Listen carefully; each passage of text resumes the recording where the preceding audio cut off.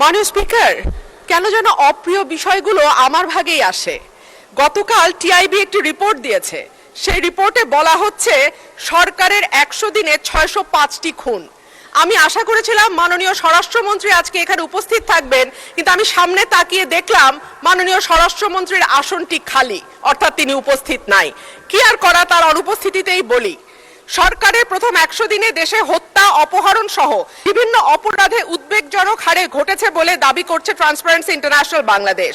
এই সময় দেশে 605টি খুন, 196টি অপহরণের ঘটনা ঘটেছে বলে জানায় সংস্থাটি। প্রতিবেদনে দেয়া পরিসংখ্যানে দেখা যায় মার্চ ও এপ্রিল মাসে মোট 605টি খুন, 294টি ছিনতাই, 90টি ডাকাতি, 196টি অপহরণের ঘটনা ঘটেছে।